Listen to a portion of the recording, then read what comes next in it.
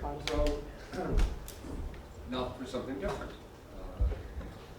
I want to talk about ETFs, exchange traded funds, and the information efficiency of underlying securities. Now, we have in mind looking into sort of indirectly the not insider trading.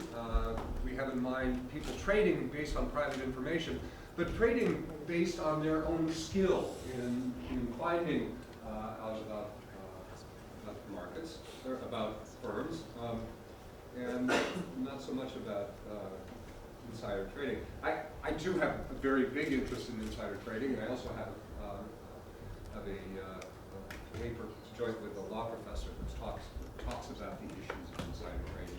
It's a fascinating time in that area. There's a big Supreme Court case being heard right now as to what it means to have a public benefit from providing information. We'll see how that goes. Anyway, that's not what I'm talking about. I'm talking about ETFs and the informational efficiency of the underlying securities. It's joint work with Suresh Nalareddy, who some of you may have known last year. He used to be an accounting colleague. He's now down at Duke. And Yuan Zhou, PhD student in accounting. And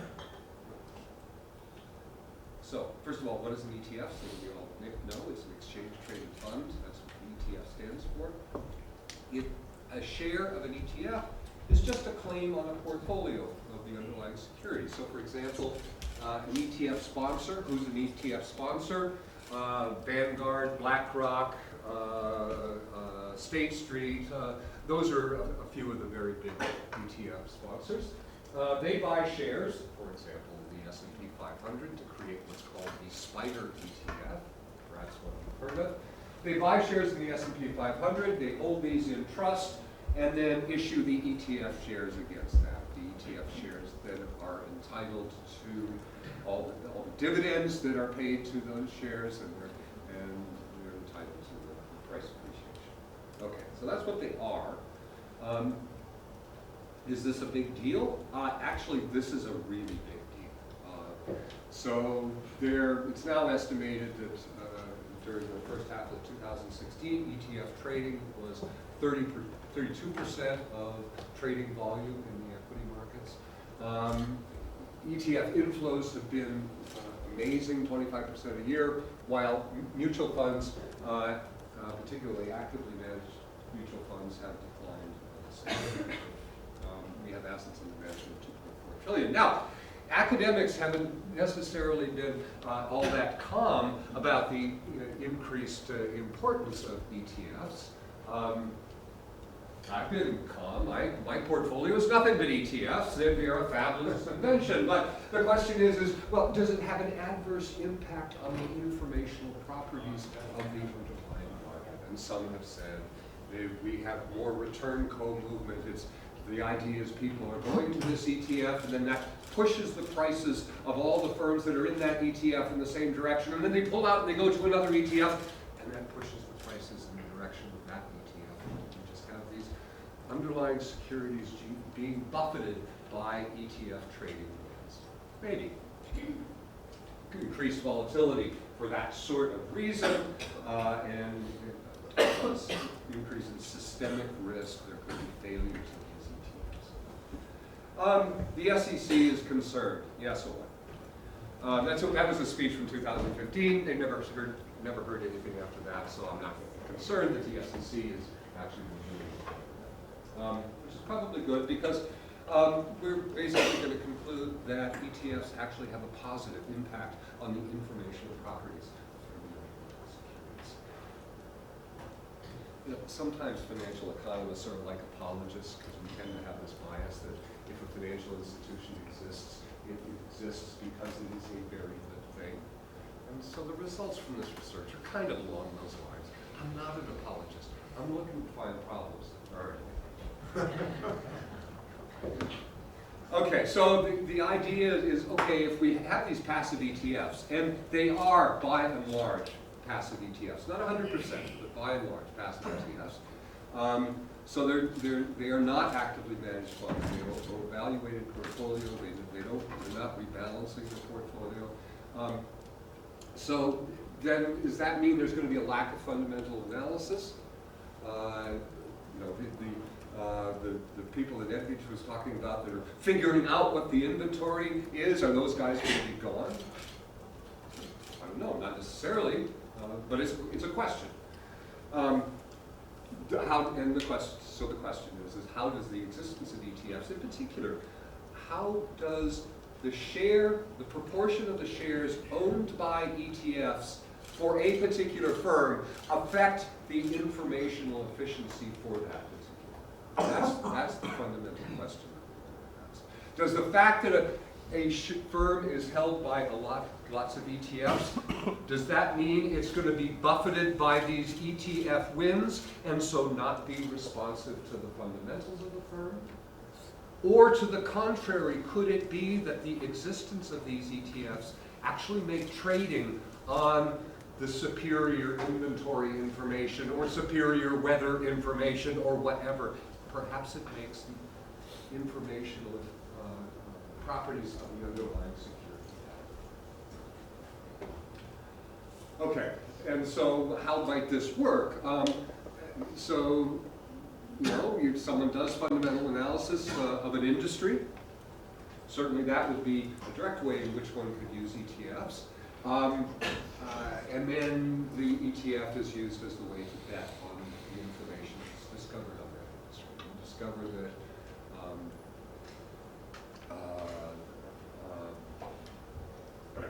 most ETFs are easily shorted. That's one fact. So that's good, because what it means is, you know what? When you go looking for information, if you're successful, you'll find it. But half the time it's going to be good and half the time it's going to be bad. It better be the case that in order for you to invest in obtaining that information, it should be that you're going to be able to profit when you get bad news as easily as you profit when you get good news. The fact that ETFs are easily shorted means you can profit from the bad news as well. It's likely that you're going to have lower bid-ask spreads for these ETFs. These ETFs are traded very efficiently. They have very tight spreads between the bid and the offer. Not a lot of transaction costs. On the other hand, you can think of doing fundamental analysis on individual firms, and then you use the ETF. So you discover that Wells Fargo is going to be particularly good at creating new accounts in the future, or not so much. Or maybe they're going to be really bad at creating more accounts in the future. And so you could then short Wells Fargo stock as you realize that they're not going to long accounts. But you're then exposed to the overall banking industry. You have bad news. You have bad news about Wells Fargo, but if you short Wells Fargo, then you're exposed to the overall banking industry.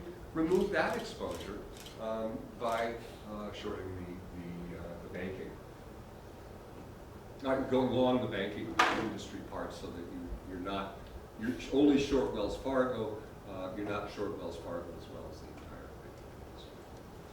Okay, both of these suggest a positive role for ETFs and informational efficiency. They said, here, it's easier to the existence of ETFs is going to make it easier to profit from industry level information. Here, the existence of ETFs means you can hedge away more of the risk when trading based on individual firm information. That says a positive impact on the informational properties of the underlying security. Both say, to the contrary of concerns about the firm being buffeted this way and that by ETF enthusiasms. To the contrary. It's an empirical question. Okay. ETFs are these really fascinating things. Here's the way they work. I started out by saying the ETF sponsor goes out and buys shares of stock. Actually what happened is that there's these guys, these authorized participants who are basically market makers in the ETFs. And what they do is they actually go out and buy the shares of stock, deliver the shares of stock to the ETF sponsor. Again, that's BlackRock or Vanguard or State Street.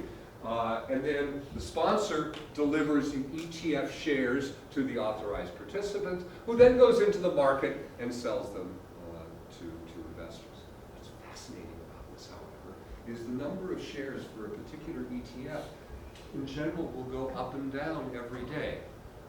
For example, and this is an important role that the ETF, the authorized participant, plays. So suppose there's a decrease in demand for an ETF. Why? I don't know, but just suppose there is.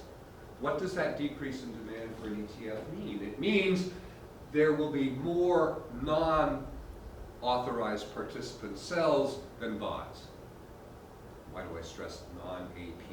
Because guaranteed the number of shares sold is exactly equal to the number of shares bought all the time. So what I mean by this decreased demand is there are more non-AP sales. What does that do? So people are saying, I want to get out of this ETF. The authorized participant, the AP, says, cool, I'll buy those shares. I'm making a market. And so he buys up those ETF shares. Well, he's now long the ETF, so he'll hedge his position by selling short the shares of the underlying security, so that he's not in too much of a risky position. As soon as he's collected enough ETF shares, at least 50,000, the AP makes what's called a creation unit. And that creation unit is delivered to the ETF sponsor, who says, cool, I'll take back those ETF shares in the form of this creation unit, and I'll give to the AP the underlying shares that are in the portfolio.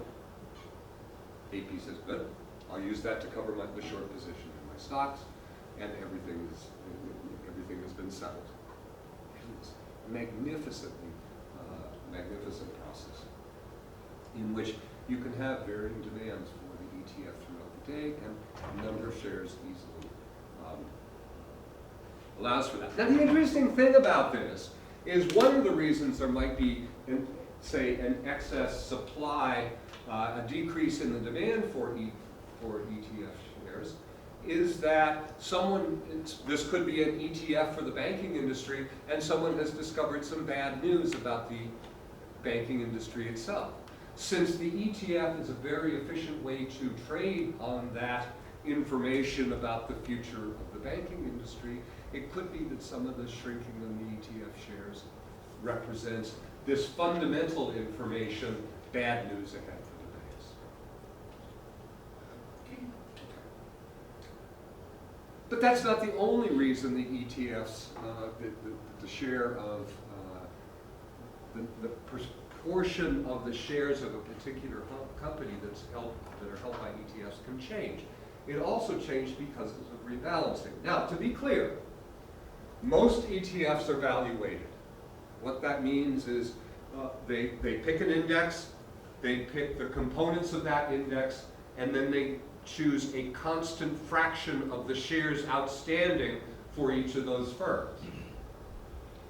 Well, that means prices go up or down, It doesn't make any difference. The value-weighted portfolio stays the same. Okay, but ETFs do, it turns out, and with some frequency, modify their the portfolios that they're using to represent whatever they're trying to represent, the factor that they're trying to represent. And so ETF ownership can change when a firm is added or dropped from an ETF. If a firm is added to an ETF and not dropped by another one, then that means the proportional ownership of ETFs of that firm have no house. If it's dropped from an ETF and not picked up by another one, the proportional ownership of the ETFs, by ETFs will go down. And ETFs die, actually not so many as we'll see, and new ones are formed. So the ownership for a particular company, the proportional ownership of ETFs can change due to redemption and creation. It can be from the firm being dropped or added to an ETF portfolio, and it can be the fact that it goes into a new portfolio or goes out to a portfolio. Okay, so what might be the effect of these rebalancing effects? Suppose we have a firm that's owned by 4 ETFs, and a firm is added, an additional ETF comes in and wants to buy shares in that, wants to hold shares in that stock. Now you think about the speculative ability of our guys who are out there madly trying to figure out what the inventory positions are. Is it umbrellas or sunscreen? The existence of another ETF out there holding it means that there's one more way for this guy to speculate based on his information that there's either sunscreen or umbrellas out there. So one more ETF, that means there's 12 more quotes that can be checked across the 13 exchanges. That provides the opportunity for lower transaction costs to trade based on that information. Furthermore, now, and this is going to be important to a firm if it's relatively illiquid. So if it's relatively difficult to trade a stock. It's easy to trade a stock. You trade the stock directly based on whether there are umbrellas or sunscreen in the inventory. If it's not so easy to trade, you may want to use the more cost-efficient ETFs. Furthermore, and this is sort of interesting, the more a firm is held by ETFs, it turns out ETF sponsors are active lenders of shares for short selling. So an ETF holding a significant portion of the equity of a firm means there's been an increase in the number of shares available to be lent out to short. That reduces the cost of selling short. That, other things equal, should make the informational efficiency of the market for this underlying security. So, it's an empirical question. What do we determine? I've sort of already indicated. ETF trading is actually accompanied by an increase in informational efficiency, but not for everybody. For everyone, it's actually completely benign and has no effect whatsoever, but it does have a beneficial effect on small firms, firms with very little analyst coverage, or firms with a small number of shareholders. Furthermore, what we can see in the data is that these ETFs are actually being used to speculate based on what I'll call sort of systematic or industry information. Let's see specifically. Okay, how do we look at this? So here's the deal. During the quarter, earnings for this firm are being generated. And bits of information is coming out about it. And we can imagine that there are individuals out there trying to find out information about ultimately what those earnings are going to be. We're going to measure the return, the stock return over this time period. What's interesting about this quarterly earnings number is it doesn't come out until a couple of weeks after the end of the quarter. So first quarter earnings information might come out sometime in April. What that means is, and so through here, through our time we're measuring returns, not all of the returns, not all of the earnings information has come out. It was generally surprised. Okay, you're not interested in that. Here, actually fascinating numbers here. We go back to 2004 and to 2013 is our measurement time. Back in 2004, ETFs held on average 1.2% of their underlying firms. By 2013, that number is up almost to 5%. Back in 2004, an average firm, so this is an average number, An average firm would be held by 9 ETFs, and so each of those is pretty small.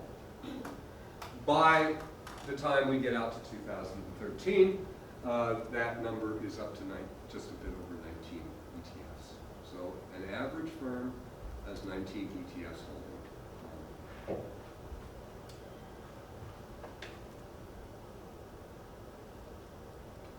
So what we're going to look at is, we're going to look in the quarterly change of the ETF holdings, the proportion of firm I that's held by ETFs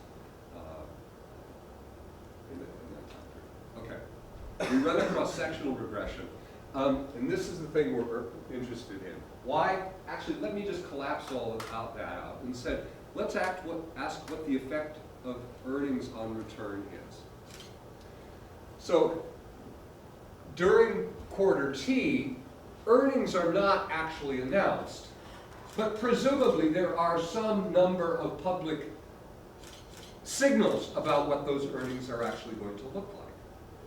So there's going to be some relationship between returns during the first quarter and earnings, which is not going to be announced until sometime.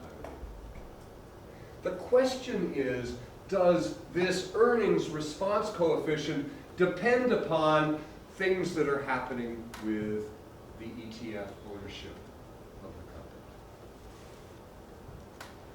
company? Is ETF ownership of the company helping to get that earnings information into the return earlier than the actual number? And the answer is yes. Bottom line, so the earnings response coefficient here is 0.287. You know, what does that mean? If earnings are up 1%, then that means a 0.287%, 0.287 of a percent increase in return on average. However, this delta ETF ranges from roughly 0 to roughly 1. So if a firm goes from the bottom in terms of the change in the ETF, it will have an earnings response coefficient, and for your benefit, I put quotes, and because this is an earnings announcement coefficient because someone disagreed that that's what it is. I go to a firm that has had the maximum increase in ETF ownership, then this will have an earnings response. The firm that has hardly any ETF ownership or has a big negative change in the ETF ownership will only have a 0.287 response. A firm with a very high ETF ownership will have a 43% response coefficient. Now, they're all the results. We now partition by firm size number of shareholders, and how much analyst following there is. And we discovered that, so this is the line we're looking at, small versus big. For big firms, there's no effect. You know, ETFs, big firms are easy to trade. Transaction costs are very small. You don't need no stinking ETFs to make it easier to trade in these stocks. Small firms, you do. Low analyst coverage, going to be kind of correlated with big, small, and big. But similarly, we have a positive effect, no effect if a firm has high analyst coverage. Again, high analyst coverage, the firm information is getting into the returns without needing the benefit of trading ETFs. Bless you. And same for small number of shareholders, large number of shareholders. What kind of information? Try to split out. So we look at two types of earnings information. There's the idiosyncratic component of earnings information. And how do we get that? We just run a regression, firm-specific regression, time series of earnings on market earnings, S&P 500 earnings information, and industry earnings. That gives us the idiosyncratic earnings, and the fitted gives us the systematic earnings. And what you see is there's no effect. The existence of ETFs do not help with getting idiosyncratic earnings information into the return, but they do help in getting industry-related information into the return. Okay, one last test. This is kind of interesting. The Russell 1000 is the top 1,000 firms in terms of market cap. The Russell 2000 is the next 2,000 firms below it. You know, firms at the margin can go from the 2,000 to the 1,000 as they get relatively bigger. They can go from the 1,000 to the 2,000 if they get relatively smaller in terms of market cap. But firms right at the border are not so different on average. Now, what happens if a firm goes from the 1,000 to the 2,000? It goes from being a small cap stock within the R1000 universe, because the R1000 universe are the big firms. It then becomes a large firm within the R2000 universe of small firms. What that means, and this doesn't have to be the case, but I guarantee you that it is the case, is that when it goes from 1,000 to 2,000, the ETF ownership of that firm increases as a result of those maintaining the Russell 2000 index having to increase their ownership of the firm that just dropped. Okay, so here is a mechanical way in which the ETF ownership is going to increase when the firm drops from the R1000 to the R2000. When it goes from being a small cap in a small fish in a big pond to a big fish in a small pond, what happens to the informational efficiency? And so focus on here. So this is the earnings response if it goes into the 2000, and this is an indicator for after the 2000. It is more responsive to earnings. And again, it's true for small, not big, low analyst, not high analyst, and small number of shareholders, not so much large number of shareholders. Once again, we came to get the same result. Where is this coming from? I think this is coming from the fact that, remember, you now have a sudden surge in ownership by the ETF. That becomes a whole bunch of shares that are now available for lending to the short market. And that's something we'll investigate.